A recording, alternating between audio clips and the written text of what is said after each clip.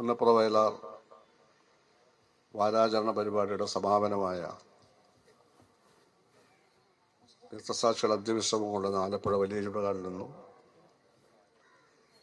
P കൃഷ്ണപിള്ളയും VS-ഉം TV തോമസും അടക്കം അന്ത്യവിശ്രമം കൊള്ളുന്ന ഈ വലിയ ചുടുകാട് രക്തസാക്ഷി മണ്ഡപത്തിൽ നിന്നും വയലാറിലെ വീരന്മാർ നിത്യവിശ്രമം കൊള്ളുന്ന വയലാർ രക്തസാക്ഷി മണ്ഡപത്തിലേക്കുള്ള ദേശീയ റിലേയുടെ ഈ ആരംഭ യോഗത്തിൽ സംബന്ധിക്കുന്ന CPI-യുടെ സംസ്ഥാന സെക്രട്ടറി സഖാവ് ബിനോയ് വിശ്വം, CPM ജില്ലാ സെക്രട്ടറി സഖാവ് ആർ നാസർ, CPI ജില്ലാ സെക്രട്ടറി സഖാവ് സോളമൻ, മുൻ മന്ത്രി കൂടിയായ നേതാവ് KP രാജേന്ദ്രൻ, മന്ത്രി P പ്രസാദ്,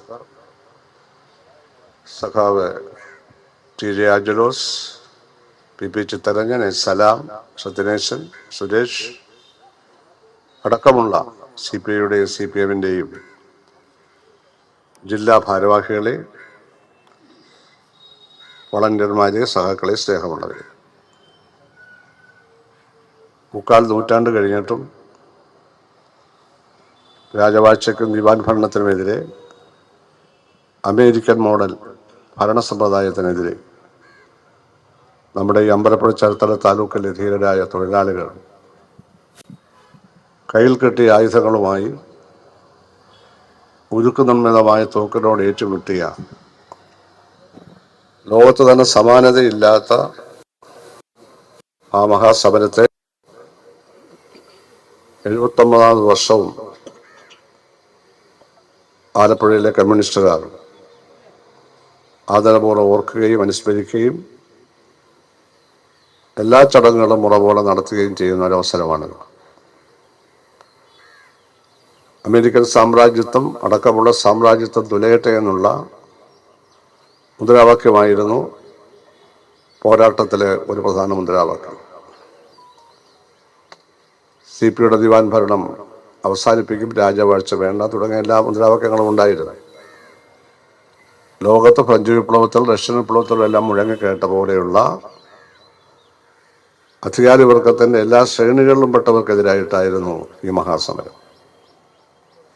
ആ സമരത്തിലെ രക്തസാക്ഷികൾ മരിക്കുന്നില്ല എന്ന് പറയുന്നത് അക്ഷരാർത്ഥത്തിൽ ആശയപരമായി വളരെ ശരിയാണെന്നാണ് 79ാമത് വാർഷിക വാരാചരണവും തെളിയിക്കുന്നത്. അവർ കോടാനുകോടി ജനഹൃദയങ്ങൾ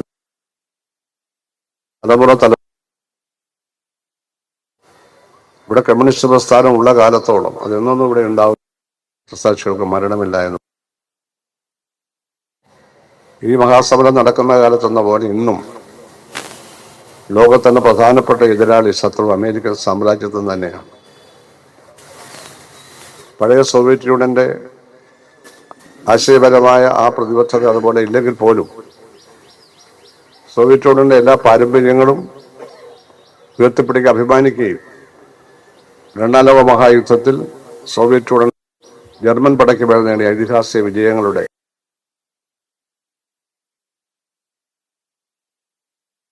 ലോകമാസകളെ ഇപ്പോഴും അവർ കാണിച്ചുകൊണ്ടിരിക്കുകയാണ്. ലെനിനെയൊക്കെ അവർ കാണിക്കുന്നുണ്ട്. അതിനകത്ത് കുറച്ച് മാറ്റങ്ങളൊക്കെ അവിടെ വന്നിട്ടുണ്ട്. ആ മഹത്തായിട്ടുള്ള ആ റഷ്യയും അല്ലെങ്കിൽ സോവിയറ്റ് യൂണിയനും അമേരിക്കയും എന്നൊക്കെ ഉണ്ടായിരുന്ന കാലത്ത് തന്നെ അമേരിക്കയെ ലോകത്തിൻ്റെ സാമ്രാജ്യത്തെ പ്രധാന ശത്രുവായി കണ്ടിരുന്നു. ഇന്നും അങ്ങനെ തന്നെയാണ്. ലോക ജനതയുടെയും സമാധാനത്തിൻ്റെയും പ്രധാന ശത്രു അമേരിക്ക തന്നെയാണ്. റഷ്യയെ തകർക്കാൻ ഉക്രൈൻ വഴി ശ്രമിക്കുന്നതെല്ലാം അമേരിക്കൻ പിന്തുണയോടെയാണ്. അതറിഞ്ഞുകൊണ്ട് തന്നെയാണ് പുടിൻ ട്രംപുമായിട്ട് കൂടിക്കാഴ്ചയൊക്കെ നടത്തുന്നത്. അതുപോലെ പലസ്തീനിലെ മുസ്ലിങ്ങളെ ഇപ്പോൾ ഈ നടക്കുന്ന യുദ്ധത്തിൽ തന്നെ 72,000 പേരെ കൊന്നു, 2 ലക്ഷം പേരെ പരിക്ക് പറ്റി ആശുപത്രിയിലുണ്ട്, 5,000 കുഞ്ഞുങ്ങളെ കൊന്നു, 10,000-ഓളം ഗർഭിണികളെ കൊന്നു ഈ കൂട്ടത്തിൽ. അതിൻ്റെ എല്ലാം പിന്നിൽ ഇസ്രായേലിന്, ഫാസിസ്റ്റ് രാജ്യമായ ഇസ്രായേലിന് എല്ലാ പിന്തുണയും കൊടുക്കുന്നത് അമേരിക്കയാണെന്ന് എല്ലാവർക്കും അറിയാം. ഒരേ സമയം കൂടിയാലോചനയുടെ സമാധാനത്തിന്റെ വെള്ളപ്പുറാവായി അഭിനയിക്കുകയും ലോകത്തെ എല്ലാ ജനവിഭാഗങ്ങളെയും വിശേഷിച്ച് ലിബറേഷന് വേണ്ടി, വിമോചനത്തിന് വേണ്ടി പോരാടുന്നവരെ പ്രത്യേകിച്ച് കൊടുക്കുക കൂട്ടുകാരായ നവനാസികളെ ഉപയോഗിച്ചോ ശ്രമിക്കുന്ന രാജ്യമാണ് അമേരിക്ക. അമേരിക്കൻ ആയിരുന്നു ഇവിടെ ഈ മഹത്തായ സമരം. അമേരിക്കൻ മോഡൽ ഭരണഘടനയാണ് CP കൊണ്ടുവരാൻ ശ്രമിച്ചത്. ലോകത്ത് സാമ്രാജ്യത്വവും സോഷ്യലിസവും തമ്മിലുള്ള വൈരുദ്ധ്യം, സോഷ്യലിസ്റ്റ് രാജ്യങ്ങളുടെ എണ്ണം കുറഞ്ഞങ്ങനെ സോവിയറ്റ് യൂണിയൻ ഇല്ലെങ്കിലും ഇപ്പോഴും മുന്നോട്ട് പോയിക്കൊണ്ടിരിക്കുകയാണ്. പഴയ സോവിയറ്റ് യൂണിയന്റെ കേന്ദ്രമായ ഇപ്പോഴത്തെ റഷ്യൻ ഫെഡറേഷൻ അമേരിക്കക്കെതിരായ പോരാട്ടത്തിൽ, അതിപ്പോൾ സോഷ്യലിസ്റ്റ് രാജ്യം അല്ലെങ്കിലും ഒരു വിട്ടുവീഴ്ചയും കാണിക്കുന്നില്ല. അതുപോലെ ചൈനയും വിയറ്റ്നാമും കൊറിയയും വടക്കൻ കൊറിയയും ലാവോസും കംബോഡിയയും ക്യൂബയും എല്ലാം ഈ പോരാട്ടം നടത്തുകയാണ്. എല്ലാ പൊതുസ്വതന്ത്ര രാജ്യങ്ങളും ഇന്ത്യ അടക്കം 10-70 വർഷത്തിനുള്ളിൽ സ്വാതന്ത്ര്യം പ്രാപിച്ച 80ഓളം വരുന്ന എല്ലാ പൊതുസ്വതന്ത്ര രാജ്യങ്ങളും അമേരിക്കൻ സാമ്രാജ്യത്വവും നവ കൊളോണിയലിസവും തമ്മിലുള്ള വലിയ വൈരുദ്ധ്യങ്ങൾ വളർന്നു വരുന്ന കാലമാണ്. അധ്വാനവും മൂലധനവും തമ്മിലുള്ള ആ ഫ്രിക്ഷൻ, ആ വർഗസമരവും ലോകത്ത് പലതരത്തിലാണ് നടന്നുകൊണ്ടിരിക്കുന്നത്. നമ്മുടെ രാജ്യത്ത് ജനാധിപത്യപരമായിട്ടുള്ള ഒരു ഭരണഘടന മുന്നിൽ നിർത്തിയാണെങ്കിലും രാജ്യത്തെ രാഷ്ട്രീയത്തിൽ മതത്തെയും ജാതിയെയും കൂട്ടിക്കലർത്താനും, ഒരു മതാധിഷ്ഠിത രാഷ്ട്രമല്ലെങ്കിലും പരമാവധി മതത്തെ ആശ്രയിച്ച് ഇവിടെ ഇലക്ഷൻ ബോർഡ് നടത്താനും ഹിന്ദു വർഗീയവാദം മുന്നിൽ വെച്ചുകൊണ്ട് പ്രവർത്തിക്കുന്ന BJPയുടെയും RSSന്റെയും ദേശീയ ഭരണം എത്രയും വേഗം അവസാനിപ്പിക്കാൻ വേണ്ടി ആശയപരമായ അടിത്തറയുള്ള 2 പാർട്ടികൾ CPMഉം CPIയും മാത്രമാണ്. മറ്റുള്ളവർക്കൊന്നും ആശയമില്ലെന്നല്ല, പക്ഷെ ദേശവ്യാപകമായ ഒരേ ആശയത്തോടു കൂടി പോരാടിക്കൊണ്ടിരിക്കുകയാണ്. അപ്പോൾ നമ്മൾ നമ്മുടെ പോരാട്ടങ്ങൾ ശക്തമായിട്ട് തന്നെ മുന്നോട്ട് കൊണ്ടുപോകാനുണ്ട്.